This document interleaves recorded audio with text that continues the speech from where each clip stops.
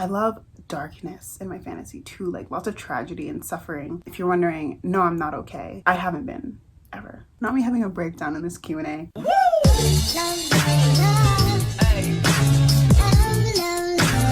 Hi everyone, I'm Hayley. Welcome back to my channel. Today I'm filming a Q&A to celebrate 1,000 subscribers. That's crazy. I just can't believe it. I just can't believe that there are that many people that like to hear me talk about books. Half the time I don't even talk about books. Half the time I'm just laughing at myself because I'm just a clown. Anyway, let's get started. This is actually my second time filming this video, so we're doing it again. First questions from my girl, Peyton. Let me answer one at a time.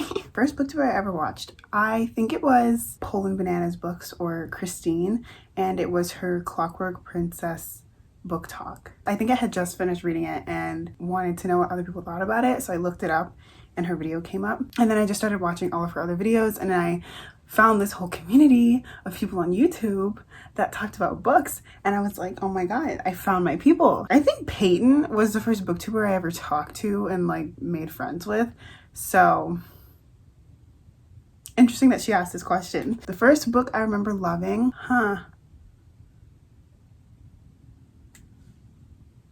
I don't know, I read a lot of animal books when I was younger because I really love animals. There were these books, I think they were called The Runaway Dolls. They were so good, you guys. Like, oh my god. These dolls that came to life, if the dolls got caught by a human being, they would be frozen. And then if they got caught too many times, they'd be frozen permanently. So it was always like this paranoia around sneaking out of the dollhouse. And then they had like illustrations in them, and they're so much fun to read. I just never read books about actual people when I was younger. That's a good question. And the dreaded question, what's your absolute favorite book of all time? I can only pick one. I'm gonna just go with Six of Crows because I feel like I just always come back to that series. So yeah, if you haven't read Six of Crows, you should go read Six of Crows. From my girl Kath, what are some trivial dreams you wish to accomplish as a published writer? Like she said, receiving fan art, that is like my number one thing. And then also just getting messages from people saying how much my book made them cry and have a breakdown. I would love to receive that because I think that would be so cool. But yeah, mostly fan art. It would be so cool if I got fan art of the dragons in my books. Then I tell myself, I'm like, I have to make sure I describe them well because otherwise people aren't going to be able to draw them. So I'm working on that. I have to work on my descriptions. I know.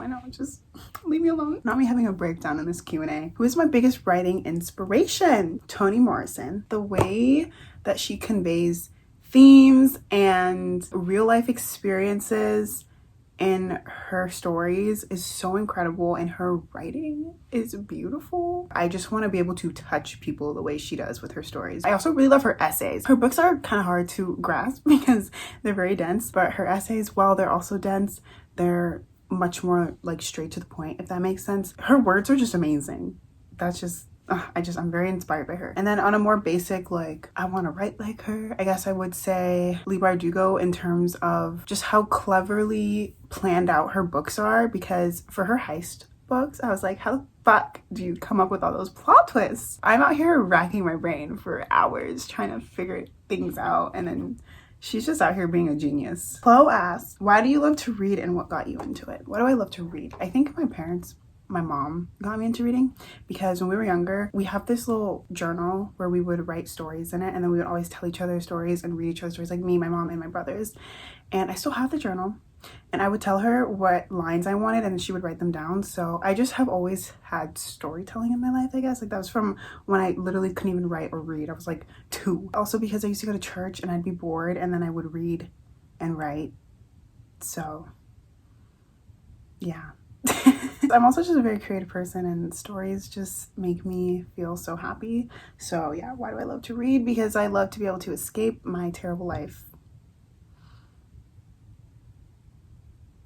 Yeah, next question. Nicole asked a bunch of questions, so I'll say some assumptions that I had about writing. When I first started writing, I think my assumption was that my first draft is going to be better than it actually is. It's not going to be trash, but it was trash. Yeah, my assumption was wrong because I assumed that writers would do like one draft and then they'd send it to editors and then it would come out all beautiful and polished after like one round of editing.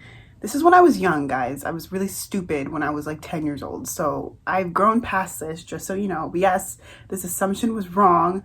Obviously, it takes many drafts and lots of editing, not just one round or one draft. What you see in a published book is not what the author starts out with. So I always am telling myself that I can't compare my drafts to published books because those have gone through professional ass editing multiple times. It just makes me feel a little bit better about myself. But yeah, I was totally wrong about that. What do you think is the hardest thing about writing? Having a specific image or story in your head, and then when you write it, it just doesn't match up. Because obviously you can't fully translate imagination into words on the page. I think that's definitely the hardest part, just being satisfied and coming to terms and accepting the fact that your imagination will never fully translate through your words. Am I a plotter or a pantser? I'm definitely a plotter. I have very long outlines. A lot of people are confused and concerned as to why my outlines are like 30 to 50 pages long.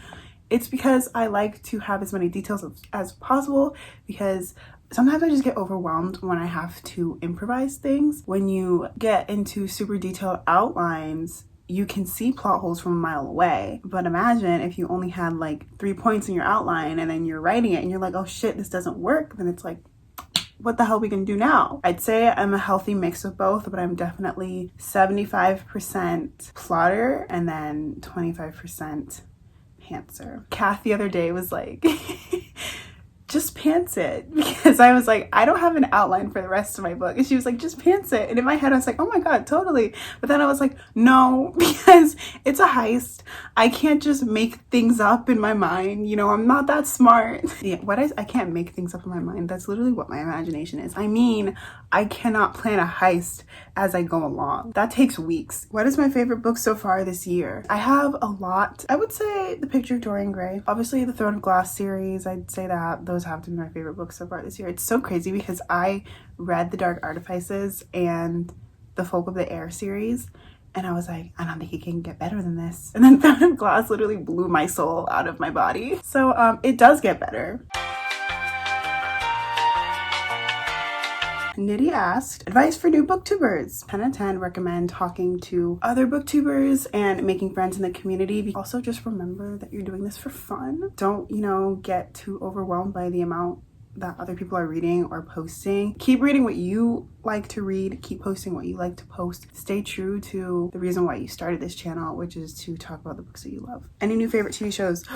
Yes. Avatar: The Last Airbender and The Legend of Korra. Sometimes I like Legend of Korra more just because I love Korra so much. I think she's such an interesting character, and I hate that so many people hate her. She's amazing. The shows are amazing. I love the world, and I love all the characters. They're just so amazing. They're so special. Book character I identify with the most. I always struggle with this question because I feel like I don't really connect with one single character, but I find traits in a bunch of different characters that I connect with.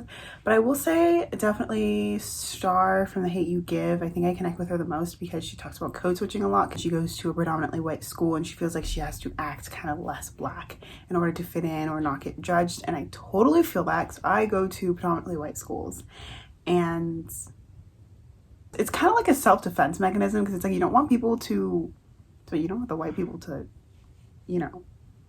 look at you a certain way, because you know how people like to call black women aggressive and loud just for talking. I'm very aware of that when I am in very white spaces. I definitely relate to Star in that sense. It kind of sucks that I relate to that one character because that book is very sad. Why can't I relate to someone who is just living her life in a fantasy world? You know what I mean?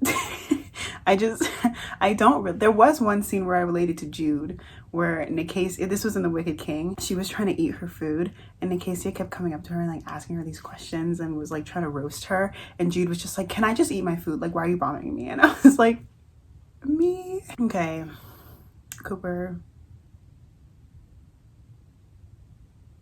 Anyway, moving on. Kendra asked, how are you so beautiful? Me? Beautiful? What book do you relate to the most? And it feels like the author has been in your head. So since I already answered what character I relate to, I'm gonna kind of do a twist on this question. What book do I feel like the author has been in my head for? I'm just gonna say which book includes all of my favorite tropes and stuff. Do you get what I'm saying. I would say Kingdom of Ash by Sarah J Maas because I can't relate to this book at all because I don't have magic powers and I'm not, you know, fighting in a war. But I feel like Sarah J Maas was in my head with almost everything that she did in that book. I'd say about 90% of what she did in that book because those are all the tropes that I want to see. She just included everything that I want. That's why I love that book so much. That's why I love her book so much. She's always including my favorite tropes. So I feel like Sarah J Maas is just in my head all the time. Like, I mean, she is. Like, her books live rent-free in my mind 24/7. Like, it's kind of a scam. Obviously, there were a few things in Kingdom of Ash that I wanted to choke her for. But for the most part, very solid. Nat to Nat. Oh, I kind of already answered this question with Star from The Hate You Give. Britt asked, did you give your channel a probation period to see if it was going to work out? And if you did, when did you feel confident that it was going to be all good? Probation period? No. There was a period when I didn't post just because I wasn't reading. But there wasn't really a probation period. I wasn't really like looking for anything with BookTube. I was mostly just recording myself and listening to myself talk. Because I wanted to talk about these things that no one else was talking about. My first video, which is privated, was just a 12-minute long video of me talking about Simon and Isabel and the Mortal Instruments and my predictions for City of Heavenly Fire and how I wanted them to be together forever. No one talks about them, so I was like, I want this Simon and Izzy content. So basically, I really was just making videos for myself. I didn't give a shit if people didn't like them. I didn't have a probation period because I was like, fuck you guys. You don't want to watch my videos? I'm doing this for me. So I don't really care. Now it's a bit different because I do have subscribers. But before, when it was just literally crickets watching my channel, I was just like living my life. And I'm still living my life now. When did I feel confident it was going to be all good? I started feeling confident when I got comments because I was so shocked that people actually liked my content. Now I'm still shocked. It's so fun to interact with everyone and to see people agreeing with things that I love in books and people giving me book recommendations. I live for it. I love it so much. Like when you guys give me book recommendations, it's like you see into my soul. So that's why I do these videos, because I'm actually scamming you guys and I'm just forcing you to give me things to read because I'm too lazy to look up tropes and find books for myself to read. So it's all a scam. You can unsubscribe now. It's too much.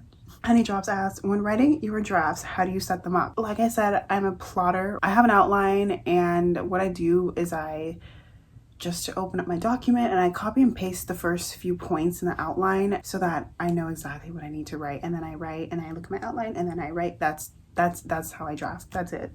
You seem to always have multiple perspectives. Is there a reason you enjoy writing those more than a singular perspective novel? This person really called me out. I didn't even notice this until they said that. That is so funny. I write a lot of fantasy and my worlds are just so big and I feel like I have so many different stories to tell that I feel like it would be almost a waste to only have one perspective because there are just so many different things to touch on and I want to be able to reach as many different stories as possible in this world. And it's like, I'm spending so much time developing this fantasy world, I might as well just include as many different point of views as possible to touch upon every part. It's just like having different point of views on similar situations. And I've always told myself, I'm like, oh, it's so hard to have multiple perspectives, but when do I ever have one? How would I know if that's easier? Oh my God, what was that? It sounded like a fire was starting in my room. That was really suspicious. Elizabeth Acevedo. I don't know why I said the author and not the book. I wanted to say clap when you land. I just wanted to say Elizabeth Acevedo. So clap when you land. I love her books. Her writing is so beautiful. I don't really like YA contemporary novels, but she writes hers in verse and you can just tell she pours her whole heart and soul into them and they're so touching, they're so beautiful. I love her books so much. Favorite genre to read and favorite author, also congrats. Thank you so much. Favorite genre to read? Fantasy. I love darkness in my fantasy too, like lots of tragedy and suffering. If you're wondering, no, I'm not okay. I haven't been. Ever. It's okay, my mom is already worried about me and the stuff that I read. I love political intrigue and War and Kingdoms. My favorite author, I want to say Leigh Bardugo, because it's just the way that her stories just tie together and just work. Amazing. Beautiful. Ugh, love it. Last few questions. Which authors have I canceled this year, if any? J.K. Rowling. Trash. I don't need to elaborate. Heather asked, do you hope to make writing your career? Yes. I mean, we all wish we could make as much money as Cassandra Clare and Sarah J. Maas. I don't know if it's realistic. I'd love to be able to support myself writing. Top 3 songs from Folklore. Illicit Affairs is my favorite song from Folklore.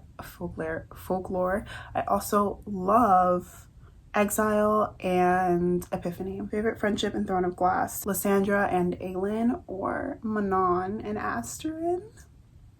Also kill Aelin and Dorian. Basically everyone in that book. I love everyone. Andrie, my other girl. All of these people are my girls. Would you rather never be able to read Throne of Glass again or Six of Crows? I'm gonna say I'd rather never be able to read Six of Crows again, just because Throne of Glass I think is a lot more satisfying when I read it, because it is 8 books. I feel like I would miss out on a lot more if I could never read them again, because there's so much content, versus with Six of Crows, while I love it, it's only 2 books. I don't feel as bad saying I would never want to read that again, but that's a really evil question, Andrie. When you publish your book, will you have a pen name? So I thought about this and I was like, I'm not creative enough to come up with a pen name.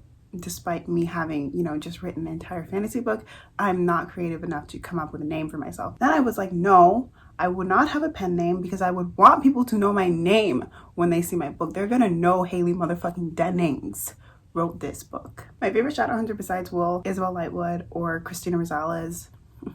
Love those queens. Ishi asked, what is one book you see yourself rereading again and again in the future? Kingdom of Ash, because there's just so much, just everything in that book that I just so good. It just hits every spot for me. Like it just. Darian asked, if the Throne of Glass characters made YouTube channels, what kind of books do you think they'd make? Wait. What kind of videos do you think they'd make? I think that they would probably do prank videos. Like I could see Aelin and Dorian just pranking Kale all the time, maybe even Rowan. Someone would do cooking videos. I don't know who cooks, like maybe Elite and Irene would do some like cool DIY, like, and maybe some cooking videos together. They just make some wholesome content. Manon, what the hell would Manon do? I don't know, man. There's just so much of these characters. I love this question, by the way. Like, that's a very top tier question. I love that. I wish I had the brain cells to answer it, but unfortunately I don't. Kay asked, how do you find the motivation to keep putting out videos? Congratulations on the 1K. Thank you so much. How do I find motivation to keep putting out videos? I just have a lot to say. A lot of times I don't actually have motivation to get up and film, but I love to edit, and I honestly just really love to talk about books. So that's all the motivation that I need. Yeah, those are all the questions. Thank you all so much for 1,000 subscribers. I've had so much fun on BookTube this year. It's kind of crazy. I've made so many new friends, and I'm just so grateful for every single one of you. You have made this year so much better. I'm so excited to continue filming and posting and coming up with new content, having a good time all around. Thank you all so much for watching. I hope you all are staying safe and staying healthy. If you made it to the end of this video, comment a heart emoji, preferably the yellow one, but whichever one, honestly. Thank you so much for watching. Like this video and subscribe, and I will have more videos coming for you soon. Probably a book haul and a book on haul, because these shelves, I got a lot of new books. Thank you all so much, and I'll see you next time. Bye.